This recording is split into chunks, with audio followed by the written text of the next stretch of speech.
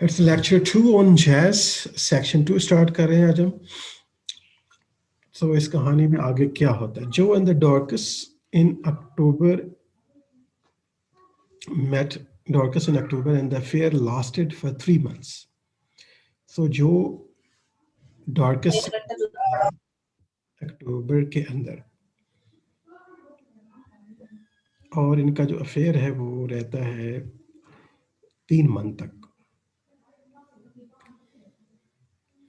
Joe remembers everything about Dorcas' face and mannerism with aching sadness, even when he recalls the afternoon on which she said she would leave him.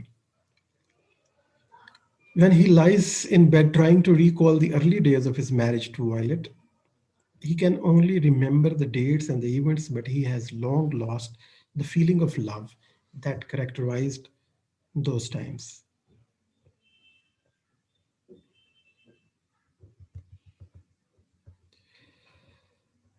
So Joe met Dorcas when he was going over to sell cosmetics to a group of women gathered at the home of Alice Manfred. ये Alice वही aunt हैं Dorcas की, उनके घर जब ये cosmetics बेचने के लिए जो जाता है तो what happened there, the young girl whom he had already noticed in the candy store opened the door for him, and when he left the house he whispered in her ear.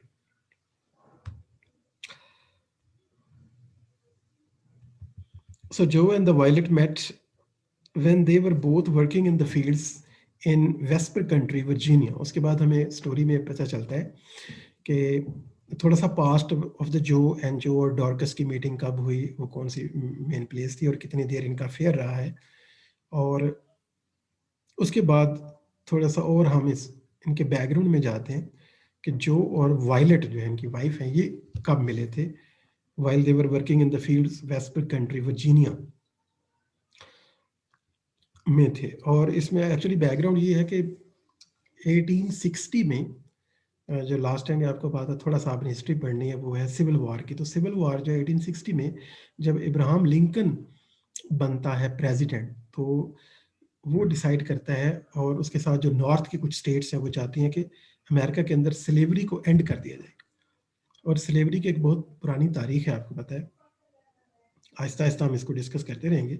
लेकिन 1860 में south की जो countries थी वो ज़्यादातर dependent थी slaves के ऊपर, कॉटन फील्ड के अंदर, और उसके अलावा जो है अदर वीट फील्ड है, राइस, कॉटन एट्सेट्रा जो भी था, घर के जितने भी काम थे वो गोरे लोग तो करते नहीं थे, तो उन्होंने ब्लैक पर्सन जो है उनसे काम करवाते थे, उन स्लेव की लाइफ थी उनकी।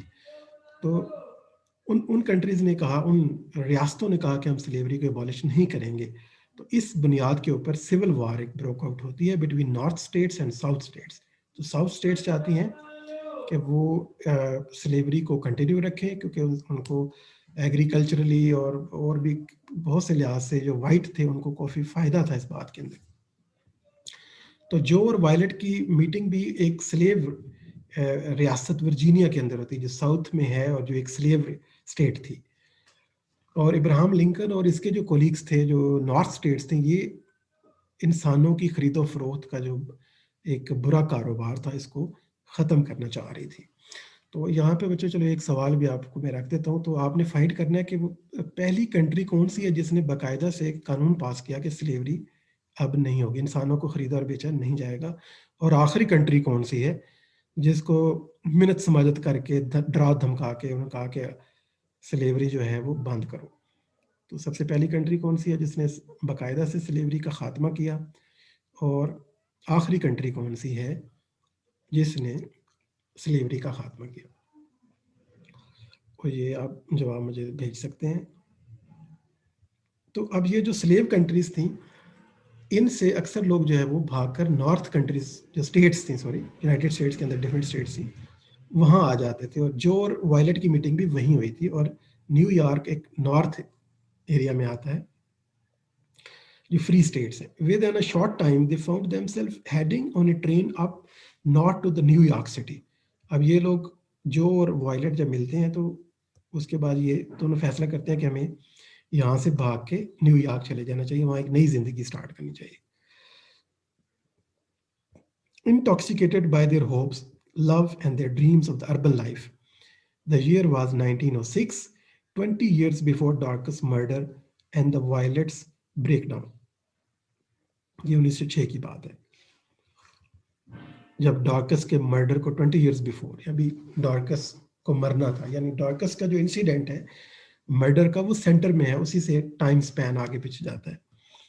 At the end of the 19th and the beginning of the 20th century, a great number of the blacks from all over the country migrated to the New York City, New York, to escape field labor, racism, and an expectation of the rural life. Upon arrival in the great metropolis, it was easy to forget about their previous existences, and these migrants felt that the city had always been home. और यहाँ पे New York में जब ये लोग आते हैं तो न्यूयॉर्क में एक एरिया है हार्लम, तो वहाँ पे ये अपना नया एक एरिया वो बनाते हैं, यहाँ पे रहते हैं और एक ऐसी लाइफ स्टार्ट करते हैं जो आज़ाद है. तो रियल फ्रीडम तो ज़ाहिर है अभी बहुत दूर है, आहिस्ता आहिस्ता माशरे में उनको इज़्ज़त और मकाम मिलेगा. अभी तो वो ज़िल्लतों के मारे लोग हैं और ऑल द फ्रीडम जो है वो उनको मिल चुकी है, लेकिन हकीकी जो आज़ादी है उसको मिलने में अभी वक्त है. 20 years after their arrival in the city, Joe gives up trying to make a marriage with Violet work and begins his affair with Dorcas. और बाद में ये वायलेट जो है वो इतना इंटरेस्ट नहीं लेती, जो और इनके दरमियान कुछ दूरियां आ जाती हैं और violent most of the time जो है वो अपने परिंदों के साथ, वो बर्ड्स के साथ सर्व करती है, और ये जो इनके दरमियान गैप है इसको डॉर्कस फिर फिल करती है. लेकिन डॉर्कस की तरफ इसका इंटरेस्ट जो है उसके कई साइकोलॉजिकल रीजंस भी हैं, और उसमें बहुत बड़ी रीज़न है जब हम जो ट्रेस के पास में जाते हैं. जो ट्रेस का नाम ट्रेस साथ ऐसे ही इसी वजह से है कि ये ट्रेस करता रहता है एक चीज़, और वो है इसकी मदर का, इसके जो रूट्स हैं, मदर कौन थी इसकी, इसको नहीं पता है. अभी हम पास्ट में जाएंगे, एक क्वेश्चन मैंने शायद आपको दिया भी होगा इसके ऊपर. तो इसकी जो इसकी तरफ जाने की जो है जो जो अट्रैक्शन है टुवर्ड्स डॉर्कस जो है, किसी हद तक ये उसका जो उसके जहन में जो एक लॉस है, एक लैक जो मदर के जाने की वजह से क्रिएट हुआ है, जिसे लाकान जो है वो डिस्कस करता है. वो कहता है, लाकान का ख्याल ये है, एक साइको एनालिटिक है, और उसका ख्याल ये है कि इंसानों के अंदर शुरू में जब वो माँ के साथ रहते हैं तो वो माँ और बच्चा जो है वो हमेशा एक ही बॉडी समझते हैं एक दूसरे को. लेकिन ग्रेजुअली क्या होता है, जब लैंग्वेज इंस्टॉल हो जाती है और एक सिम्बॉलिक ऑर्डर में वो चला जाता है, और सिम्बॉलिक आने के बाद जब उसे पता चलता है कि मैं और मेरी मदर अलग हैं, और आई उसके अंदर डेवलप होता है, अपनी आइडेंटिटी डेवलप होती है, और मदर की बॉडी से वो सेपरेट हो जाता है. तो ये जो सेपरेशन है फ्रॉम मदर बॉडी, तो ये एक स्कॉर बन जाता है एक माइंड के ऊपर, एक वूंड बन जाता है. It is called lack, loss, permanent एक लॉस होता है, और ये कभी भी फिर रिकवर नहीं होता. पूरी जिंदगी जो है इंसान इसको रिकवर करने की कोशिश करता है. ये जो लॉस है, ये मदर के खो जाने का जो लॉस है, किसी हद तक हम देखते हैं कि जो ट्रेस भी में भी सेम ही कंडीशन है, वो ट्रेस करता रहता है अपनी माँ को, और किसी हद तक उसे एक लेवल पे जाके लगता है कि दैट इज द गर्ल, जो हाल दो एज डिफरेंस है बट ये मैटर नहीं करता है इन बातों में. तो साइकोलॉजिकली वो अट्रैक्ट होता है because she is very similar to his mother. तो उसको लगता है कि शायद मेरा, अनकॉन्शियसली उसे लगता है, कॉन्शियसली तो उसे नहीं पता, और उसे लगता है कि ये उसका जो लॉस और लैक है वो रिकवर हो सकता है अगर डॉकस के साथ वो वक्त गुजारे तो. He tells her that when he was 14 and still in Virginia, he sat by the river bank at dusk and spoke to a woman who he believed to be mother as he hid in a bush. तो उसे लगता है कि एक दफ़ा जब उसने इस तरह एक औरत से बात की थी, तो वो एक मैड वुमन है जिसके बारे में कहा जाता है कि इसकी मदर है may be. He asked the crazy woman to make a sign with her hand to tell him definitely if she was indeed his mother, but in the dim evening light he could not be sure that he had done so. तो ये देखें, ये जो glimpse of mother है ये हमेशा ही उसके जहन में रहता है, और डॉर्कस में भी वो आप उसको अपनी unconsciously he is seeking his mother. Dorcas understands the emptiness that Joe feels because she feels it too. तो अब डॉर्कस से वो जब डिस्कस करते हैं अपने पास्ट को, क्योंकि अगर हम देखें तो राजा गिद्ध में भानु कुछिया ने एक नॉवल लिखा राजा गिद्ध, उसमें भी एक बात बड़ी डिटेल से डिस्कस होती है कि जब हम किसी से मोहब्बत करते हैं, लव में जाते हैं, तो हमेशा हम क्या करते हैं, उसको अपना पास्ट शेयर करते हैं और कंप्लीट जो है अपनी एक हिस्ट्री बताते हैं। तो डॉर्कस और जो भी जब एक साथ होते थे, तो ये इन दोनों दोनों अपना जो पास्ट है, अपने वुंड्स जो है वो दिखाते हैं एक दूसरे को। तो डॉर्कस अंडरस्टैंड्स द एम्प्टीनेस जो फील्स, दैट एम्प्टीनेस जो है, दैट लैक जो है, वो अंडरस्टैंड करती है, डॉर्कस समझ सकती है इसको, क्योंकि डॉर्कस जो है वो खुद इससे गुजर रही है और उसको जो की शक्ल में ऐसे लग रहा है कि उसके पेरेंट्स उसको मिल गए हों। जो feels because she feels it too. She knew her mother, but the woman had slapped Dorcas and they had fought. While living in East St. Louis, Dorcas was staying over at a friend's house one night when she heard a commotion from across the street. जब एक बार क्या होता है, Dorcas भी जब अपने पास को बताती है कि उसके माँ बाप के साथ क्या हुआ, तो एक रात जब वो एक फ्रेंड के यहाँ थी तो बहुत शोर सुनाई देता है।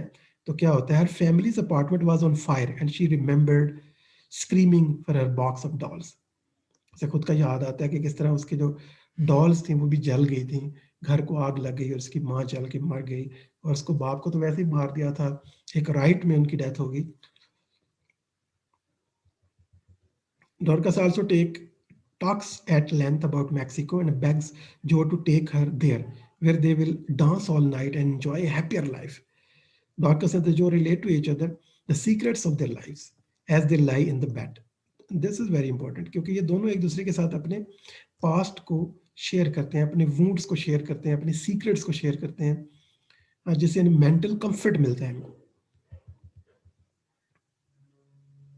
The apartment they use belong to a woman named Malvonne, और ये मेलवनी के अपार्टमेंट के अंदर रहते हैं और मीटिंग पॉइंट होता है इनका। Cleans offices until well past midnight, but Dorcas and the Joe think about how nice it would be to stay there until the wee hours. तो ये अपार्टमेंट का जो वो टाइम ले लेते हैं मेलवनी से, और मेलवनी जो कि जॉब करती है, क्लीनिंग का काम करती है ऑफिस के अंदर, तो वो रात को काफ़ी लेट वापस आती है। However, Dorcas has to get back to Alice Manfred house and the Joe must return to the Violet. In the time they do spend together, she does his nails and they make passionate love. At the end of the each meeting, Joe gives Dorcas a present.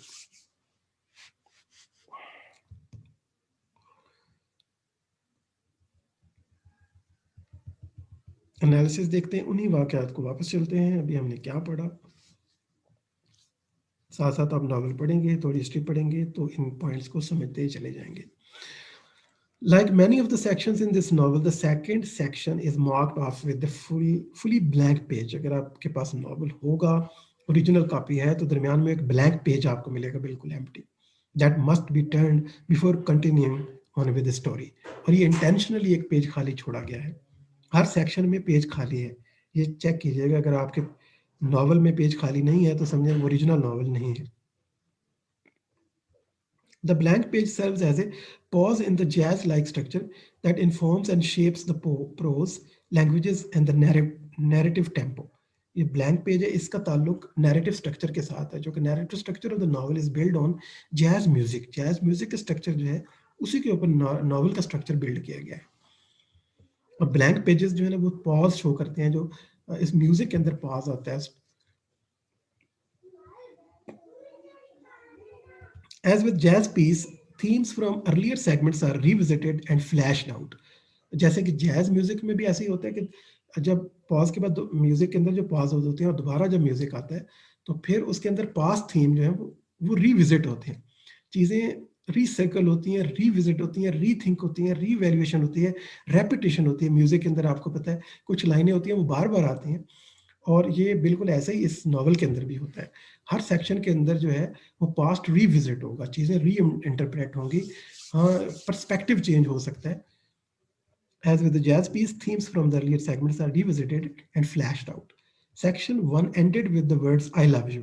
आपको याद होगा जो पहला section है, that was end, कहाँ पे होता है, I love you, and section 2 picks up this theme and continues using it. ऐसे लगता है कि जो लव का थीम पे, आई लव यू वाली में लव इंपॉर्टेंट चीज़ थी, वहाँ पे पहली जो है सेक्शन उसका एंड होता है, तो नेक्स्ट पूरा सेक्शन वो इसी के ऊपर है.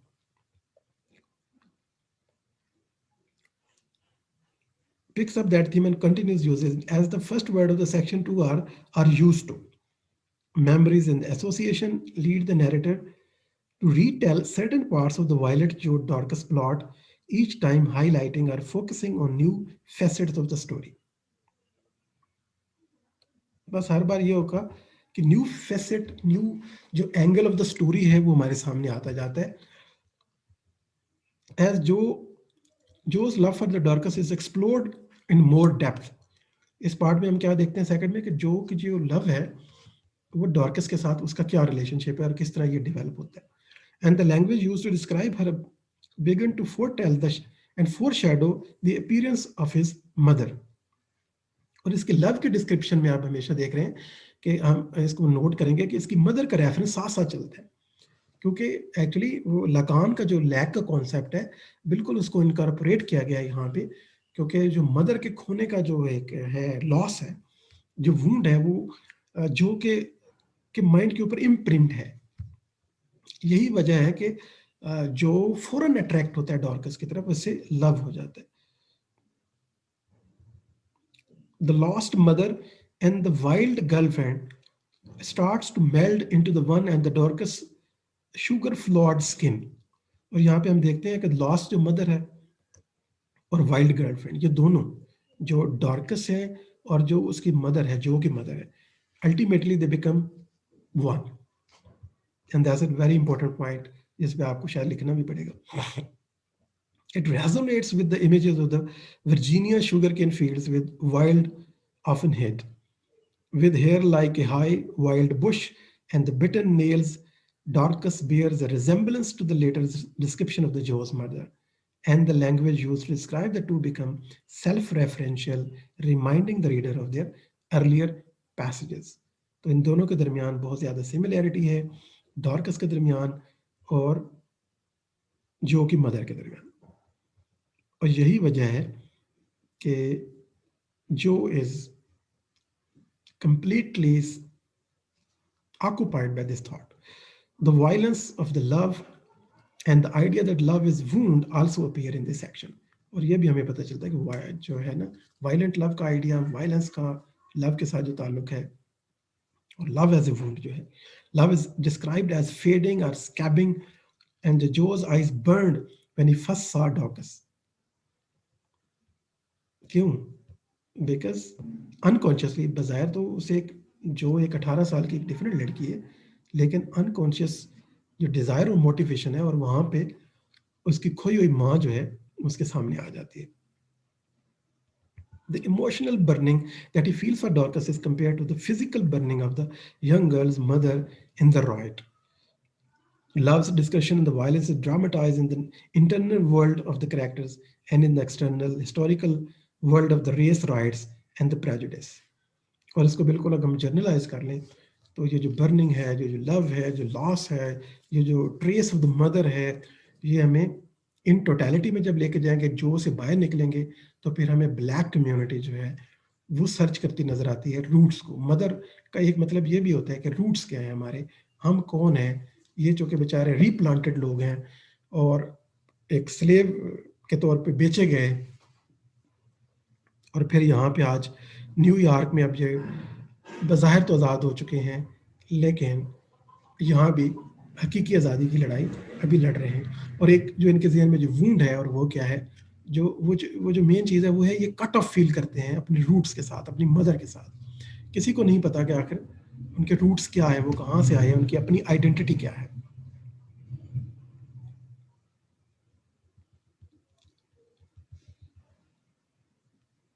Also, the word fading, which was used to describe Joe's love for the violet, reappears in the description of his meeting with Wild.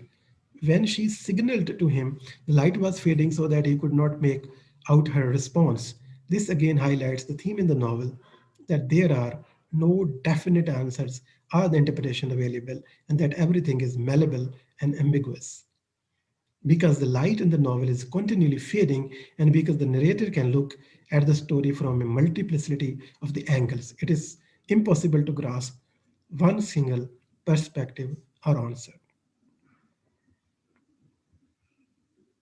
As the novel stories are told and retold, the narrator disagrees to explore the lives of the secondary characters and the stories of the black people as a whole. On the train north to the city, the narrator suddenly gives us a glimpse of the world from within, the perspective of an attendant who never got his way. Moments later, the focus zooms out from his own annoyance back to the greater story of the blacks' migration from the south to the cities of the north in the late 19th and early 20th century. This is the larger story. This is where the writer wants us to look at that is very important point. जो और इनकी love story के background में जो असल बड़ा background है वो है ब्लैक पीपल की लाइफ, उनका आइडेंटिटी क्राइसिस, उनका search of mother and the roots, और उनका एक नई लाइफ स्टार्ट करना, उनकी माइग्रेशन, एक हिस्ट्री बिहाइंड हमें नजर आती है. The rhythm of the language in the description of this train rides into the city mirror the rolling of the locomotives and the rocking of the expectant migrants. When the train trembled approaching the waters surrounding the city, they thought it was like them, nervous at having gotten there at last, but terrified of what was on the other side. Eager, a little scared, they did not even nap during the 14 hour of the ride, smoother than a rocking cradle. जब train के जरिए से जो और ये लोग New York की तरफ आते हैं उस रास्ते को डिस्क्रिप्शन है. The use of the colorful comparisons and the metaphors in the language, smoother than a rocking cradle, keeps the stone from keep the tone from being one of the historical or academic distance. Even as she describes sociological phenomena or the historical truth, the narrator uses idiomatic expressions to remain within the lives of the characters. At one point, she even seems to respond to questions posed by an invisible companion that may be a stand-in for the reader. These questions mimic the practice of call and response, which was originated in Africa and practiced in southern churches and in jazz music. दो यहाँ पे सवाल मैंने आपके लिए रखे हैं. ये भी असाइनमेंट है, टॉपिक वर्ड लिखा हुआ है वैसे. तो इस वीक के हवाले से ये बड़ी इंपॉर्टेंट असाइनमेंट्स हैं. Describe and analyze the narrative structure of the novel Jazz by Toni Morrison, एक आपने ये करना है. And second, search the Lacanian psychoanalytically analyze the relationship of the Joe Trace and डार्कस.